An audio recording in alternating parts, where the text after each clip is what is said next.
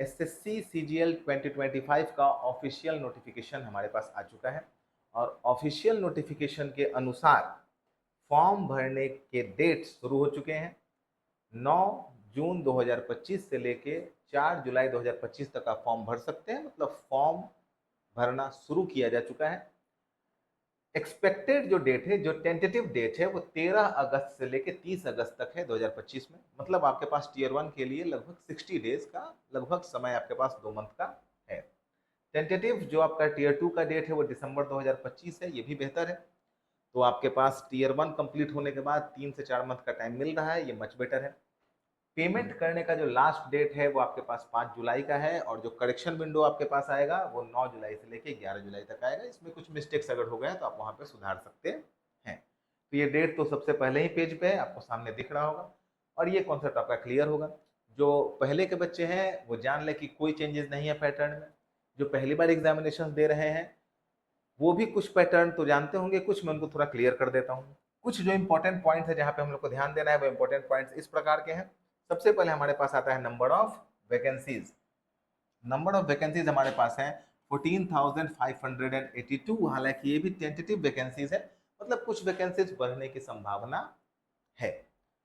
बढ़े ये 16,000 भी हो सकता है, 17,000 भी हो सकता है, 18,000 भी हो सकता है, बट फिर भी वैकेंसीज अच्छे हैं, फाइटिंग वैकेंसीज है, मच बेटर है।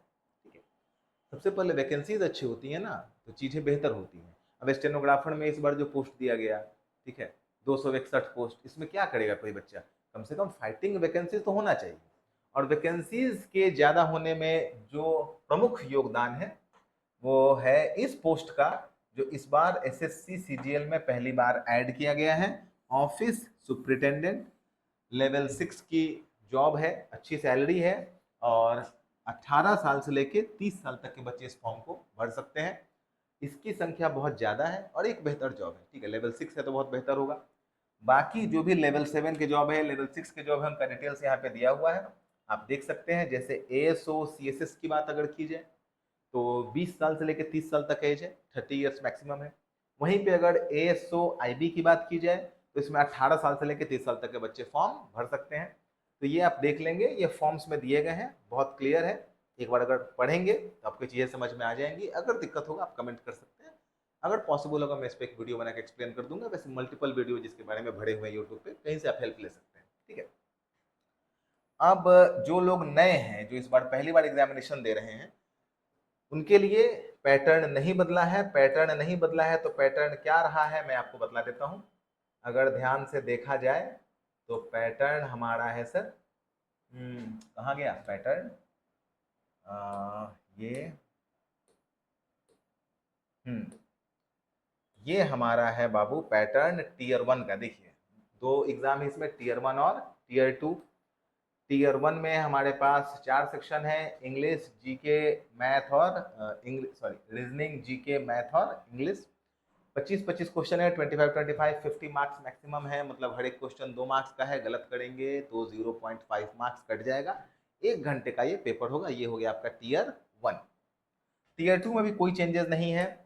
सेक्शन 1 में आपके पास मैथ और रीजनिंग है, 30-30 क्वेश्चन है, 60 क्वेश्चन, हर एक क्वेश्चन 3 मार्क्स का। गलत करेंगे तो 1 मार्क्स काट लिया जाएगा। 1 घंटे का पेपर होगा। सेक्शन 2 में इंग्लिश और जीके है, 45 क्वेश्चन इंग्लिश के, 25 क्वेश्चन जीके के। 3 नंबर का एक क्वेश्चन गलत करेंगे, 1 नंबर काट लिया जाएगा। ये भी 1 घंटे का है, मतलब 1 घंटे और 1 घंटे 2 घंटे।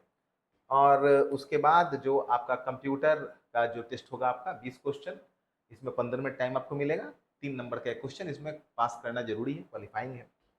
और उसके बाद डाटा एंट्री टेस्ट जो आपका होगा 20 मिनट्स। ये डिटेल्स, जैसे डिटेल्स पहले थे वही डिटेल्स अभी है। ये तो आपका जेएसओ के लिए होता है, नॉर्मल बच्चों के लिए ये नहीं। डिटेल्स हमारे सामने है। अब कुछ इंपॉर्टेंट पार्ट जिस पे बच्चे बहुत परेशान हैं कि लास्ट के 2 मंथ में कैसे प्रिपरेशन करना है। मेरे बाबू, लास्ट का 2 मंथ आपका अपना है। आपने जो साल भर, 1.5 साल, 2 साल, 2.5 साल, 3 साल आपने जो भी मेहनत किया है उसका रिजल्ट अब आपके सामने आएगा। तो इन 2 मंथ में बिल्कुल इधर उधर दौड़ने भागने की आवश्यकता नहीं है, मल्टीपल कोर्सेस लेने की आवश्यकता नहीं है। अगर आपको नीड नहीं लग रहा है तो आप क्वेश्चन प्रैक्टिस पे ध्यान दीजिए। बहुत सारा क्वेश्चन बना जाइए और हर एक क्वेश्चन में एनालिसिस बहुत इंपॉर्टेंट है। सबसे इंपॉर्टेंट एनालिसिस है जो आंसर आपके गलत हो अगर आपने कोई आंसर लिया और वो गलत हो गया तो उसका वाई क्लियर कीजिए, क्यों वो गलत हुआ। आपने तो सही बनाया था, वो ह्यूमन एरर था, या फिर आपने पर्टिकुलर चीज पे फोकस नहीं किया, या फिर कुछ कॉन्सेप्चुअल एरर है।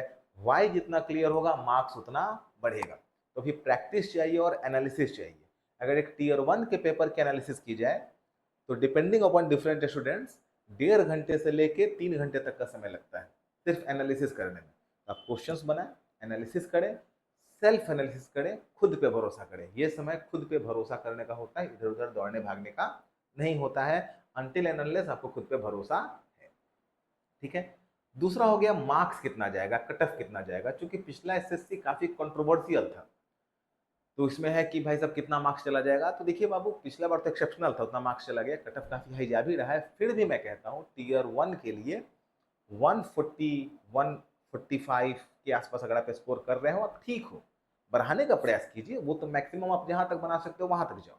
बट अगर आप कितने मार्क्स आ रहे हैं तो आप ठीक हो, आप बुरे नहीं हो, आप अच्छे हो।